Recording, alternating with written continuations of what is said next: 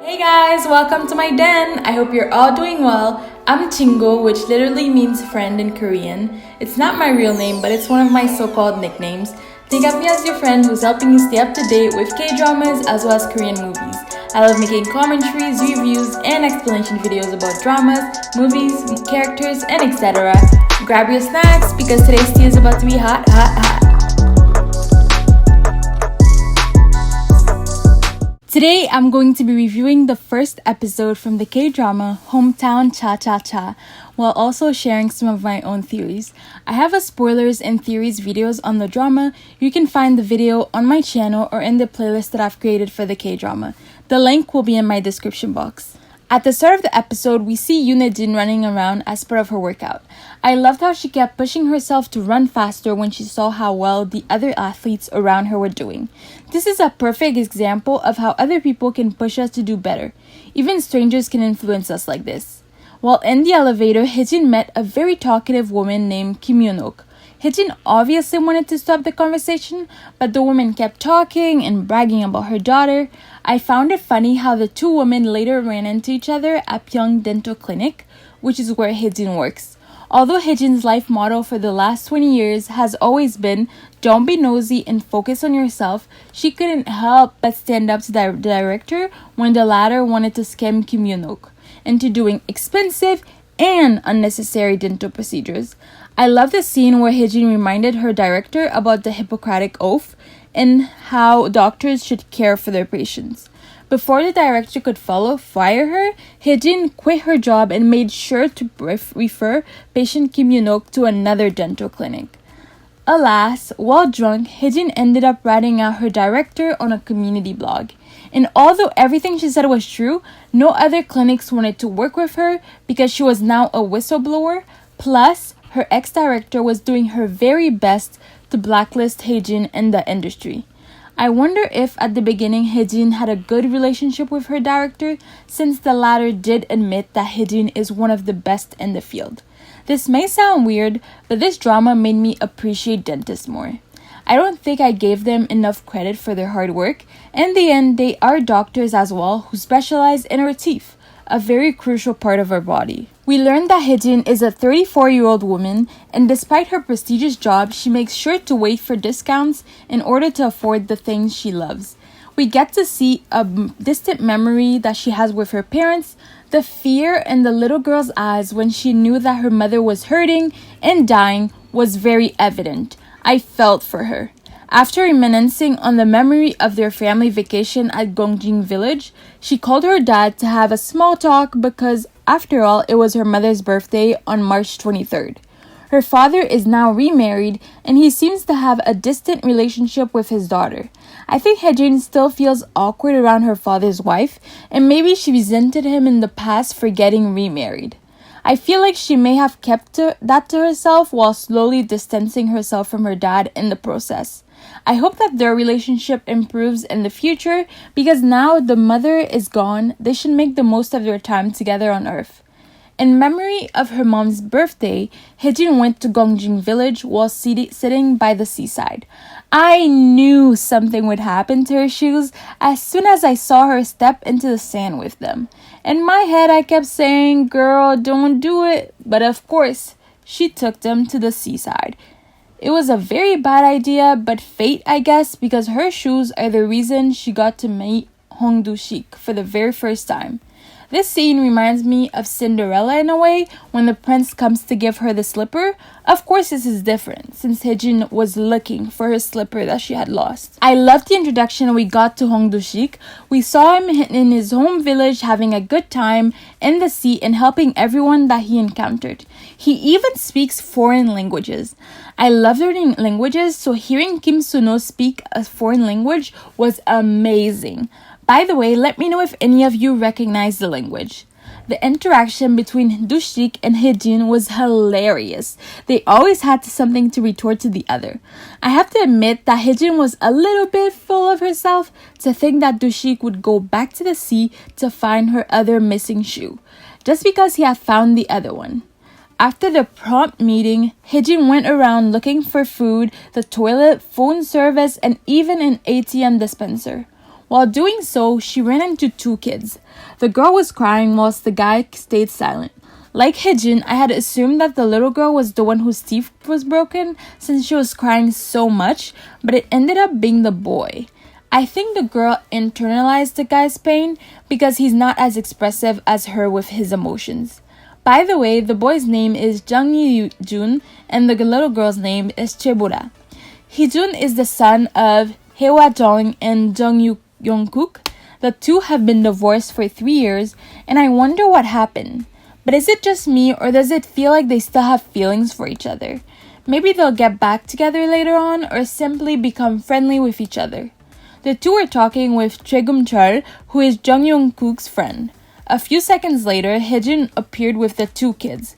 Hwa-jung quickly grew fond of Hye-jin. I think it was because the latter helped her son when he was hurt. She even recommended that Hye-jin open up her own dental office in their village since the villagers had to travel very far in order to find one.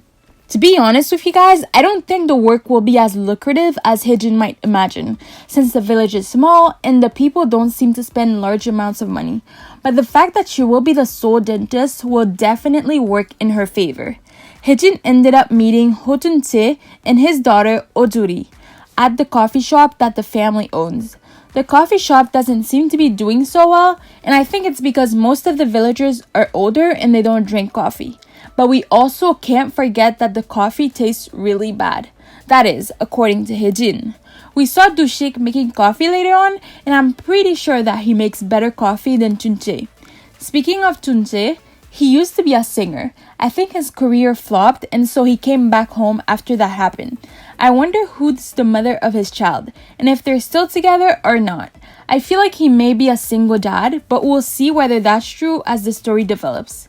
Juri seems to have been prejudiced against Hye-jin since the beginning, and she kept accentuating that there's no way Hye-jin had money since she was wearing cheap slippers. We see similar situations in real life where people assume that a person is unable to afford high-end stuff just because of how they dress. This is not accurate at all. Not always, anyways. I think Judy is just used to her father being gullible and getting conned. He doesn't seem to be as aware as she is. If Judy's mother is alive, then maybe she left him because of that. Maybe he got conned several times, or maybe she got together with him while he was starting to become popular as an artist, and so when everything flopped, she said, "Bye, Felicia."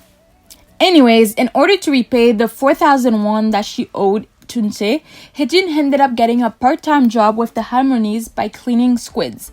The women were sometimes shocked by how blunt Hye-jin was, but they seemed to like her overall because she made them laugh. And just like many of the people in the village, the Harmonies were curious about Hye-jin's relationship with Du-sik. They also seemed surprised to learn that they had just met each other. I think they're surprised because they've never seen Du-sik being so comfortable with a stranger, let alone a woman. The three Harmonies are Kim Gamri, Lee Mai-i, and Park Suk-ja. Kim Gari actually took care of Du-sik after his father passed away, and this is why she has always had a special place in his heart. I think Du-sik's parents passed away at a young age and due to an accident, and because of this he had to go live with his grandpa. Or maybe only one of the parents died and the other one went rogue or MIA. Either way, Du-sik is very grateful for the family that he has found in the village. He cares for all the villagers. I think he became a jack of all trades in order to help the villagers with all the tasks that needed to be done. I love how Du-sik does everything diligently and with a smile on his face. What a beautiful human. I hope we get to see how he came to learn all the different trades. He even knows sign language. I found it funny how when he was interacting with the deaf Harmony, because his smile faded whenever he turned to Hye-jin. After paying off her 4,000 won debt, Hye-jin had yet another problem. Her car was not starting, and so she needed to sleep at a sauna. The scene where she tried to ask Du-sik if he had a car, was super funny. He thought she meant cha as in tea, and yet she meant cha as in car, in order to jumpstart her own car.